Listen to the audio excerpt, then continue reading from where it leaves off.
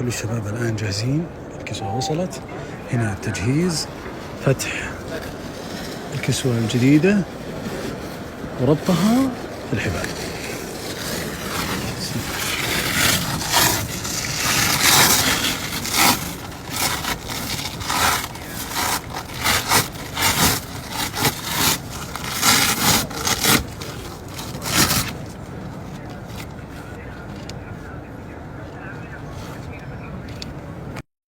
ما يقدر غريب يقول له نزلها بشوي.